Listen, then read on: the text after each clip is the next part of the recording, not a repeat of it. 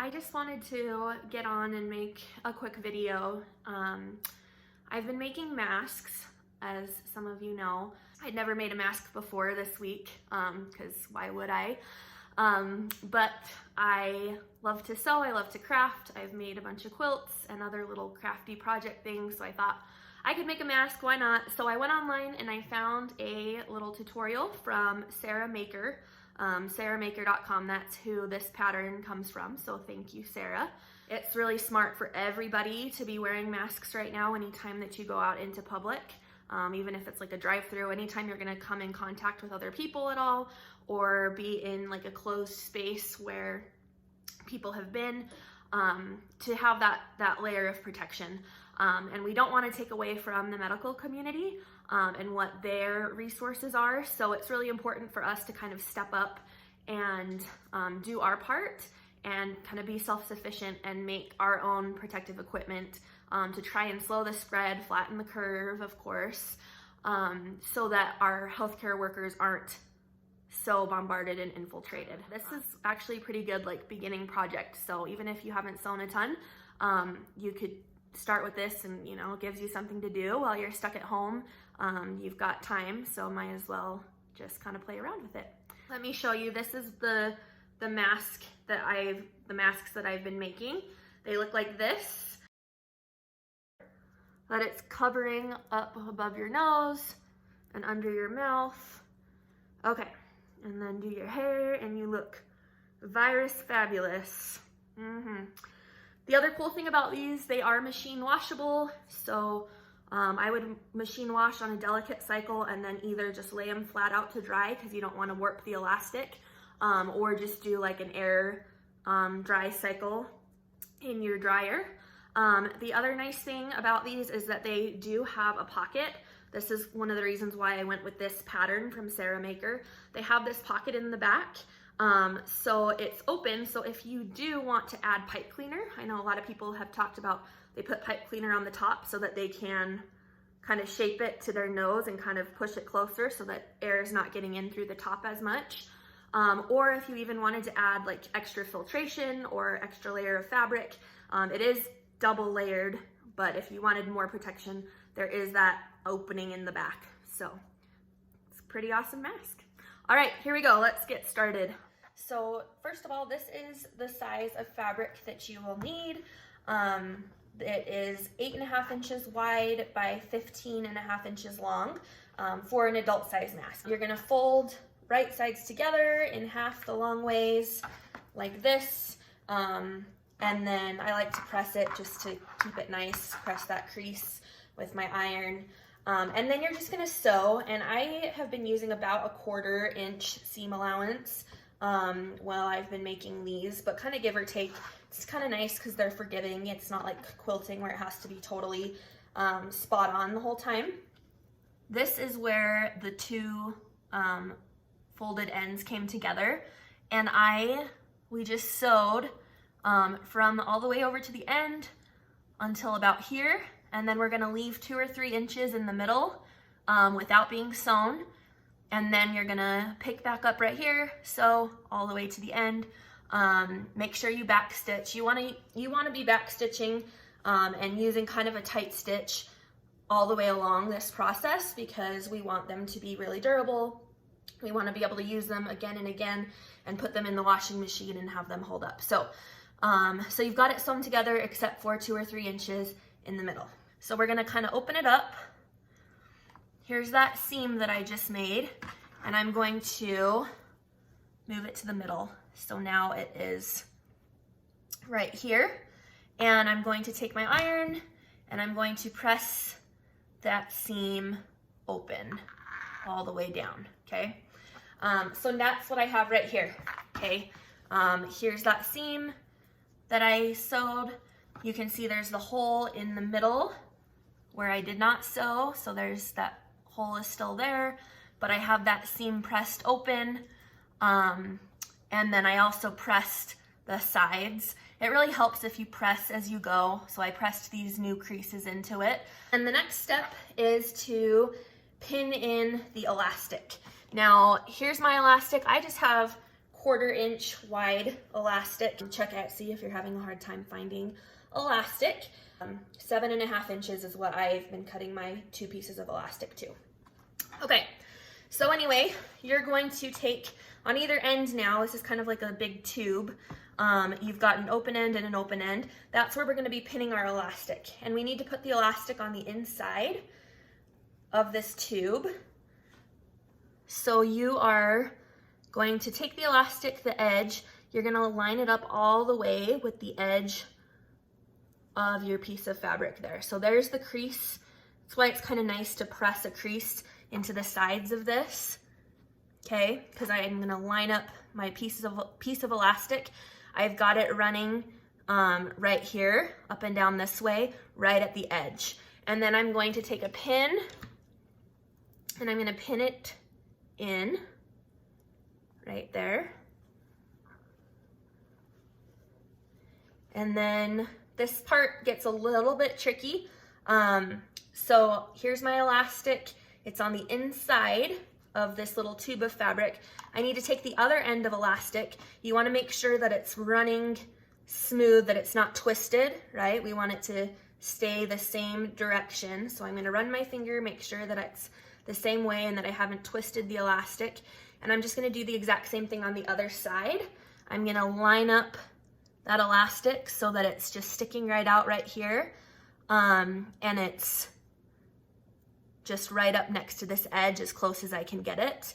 And then I'm gonna pin it into place. So what you're gonna find is that your elastic is shorter than your fabric, so it's gonna pull. The elastic's gonna pull, so it'll look like this when it's pinned. So you are gonna have to pull it taut when you sew it. So just keep that in mind. So you're gonna have the elastic stretched out as you're sewing, and we'll get to this step next. But anyway, that's how you pin the elastic. So then you're gonna do that exact same thing with your other piece of elastic. On the other side, you're gonna put it on the inside, you're gonna pin. It basically looks like this. Okay, but it's gonna be on the inside of the fabric. Okay, so once your elastic is pinned in on both sides, it's going to look like this. See how it's kind of puckered?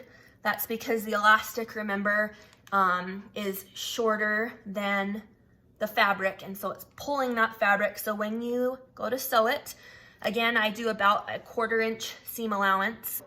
You're gonna sew this guy on. Make sure you start all the way up at the top, because this seam is what is holding your elastic in place. So you definitely want to back stitch here. Make sure you've got that elastic in super tight and secure. You're gonna sew all the way down. Now when you're sewing, this is important. When you pull this taut,